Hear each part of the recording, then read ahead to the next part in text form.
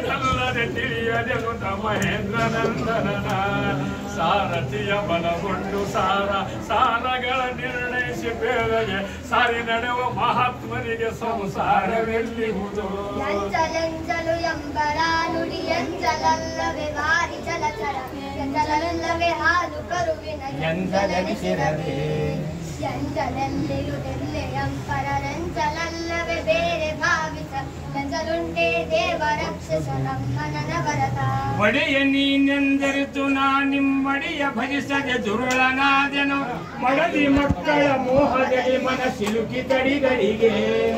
ಮಡದಿ ಯಾರಿ ಮಕ್ಕಳಾರಿ ಒಡಲಿ ಗೊಡೆಯನು ನೀನು ನೀ ಕೈ ಪಿಡಿದು ಮುದದಲ್ಲಿ ಬಿಡದೆ ರಕ್ಷಿಸು ನಮ್ಮನನ ಭರತ ಎಲ್ಲಿಹುದು ಋಣ ಭಯವು ಮನುಜರೊಳೆಲ್ಲಿಹುದು ದೇವಾಂಶ ನಿಜವಾಗೆಲ್ಲಿಹುದು ಸನ್ಮಾರ್ಗ ಬಳಿಕಲ್ಲಿಹುದು ಬ್ರಾಹ್ಮಣ್ಯ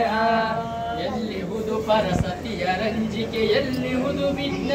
ವಿಜ್ಞಾನವಿದನರಿದಿಲ್ಲವಿಹ ಪರವಿಲ್ಲ ಚಿತ್ತೈಸಂದನಾವಿದುರ ಧರ್ಮಧಾಧಾರದಲ್ಲಿ ಹುದು ಜಗ ಧರ್ಮ ಉಳ್ಳವನಾಶ್ರಯಿಸುವುದು ಧರ್ಮವೇನು ಕೂದು ಜನ್ಮಾಂತರದ ಪಾತಕವ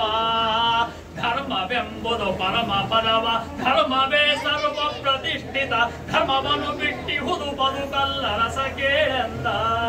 ದೀನ ನಾನು ಸಮಸ್ತ ಲೋಕಕ್ಕೆ ದಾನಿ ನೀನು ವಿಚಾರಿಸಲು ಮತಿಹೀನ ನಾನು ಮಹಾಮಹಿಮ ಕೈವಲ್ಯಪತಿ ನೀನು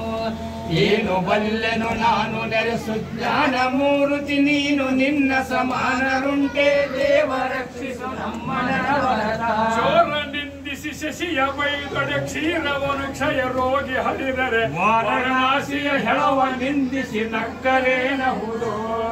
ಭಾರತದ ಕಥನ ಪ್ರಸಂಗವು ಕ್ರೂರ ಕರ್ಮಿಗಳೆಂದ ಬಲ್ಲರು ಘೋರ ರೌರವವನ್ನು ಕೆಡಿಸುವ ಕೇಳಿದ ಸಜ್ಜನರ